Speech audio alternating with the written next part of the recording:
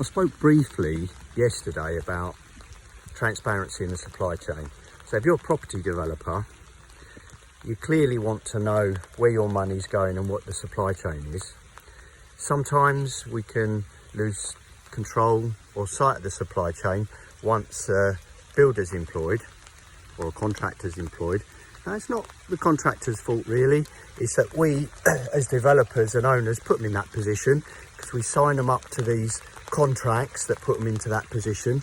We sign them up to a tendering process that puts them into that position and have to protect their interests. That said, I think times are changing. Things are changing.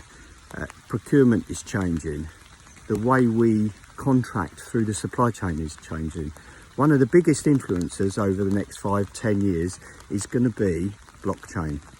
Blockchain is going to be the biggest game changer for all of procurements, particularly in construction.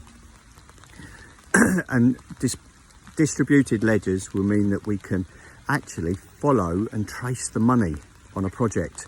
We can follow and trace the ownership of materials right back to raw materials throughout the supply chain, through tier 3, tier 2, tier 1. We can follow that. And what that means is we can then join up the banks to the payments, right the way through the supply chain, right down to the lowest tier.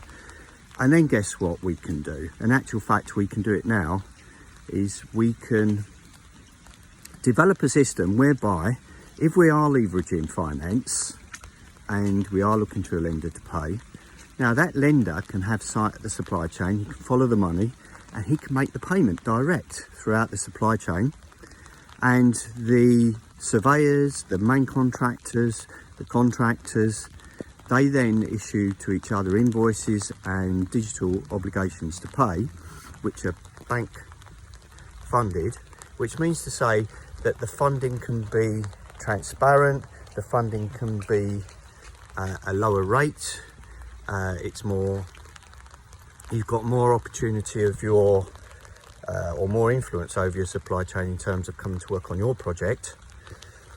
And because they know they're going to get paid on a certain date, so they do the work. The blockchain validates that the work has been done via the normal route, so you've got normal surveyors on the project and that kind of thing, and so they will validate the invoices, validate the work done, and then the DPOs are issued throughout the supply chain. It is a big issue in terms of culture, supply chain, who owns it, where the money goes in the supply chain. But it is going to change. It's going to change big time. Unless the construction industry wake up to it, they're going to get left behind. So this is Stuart Davidson signing off. Speak to you in the next video.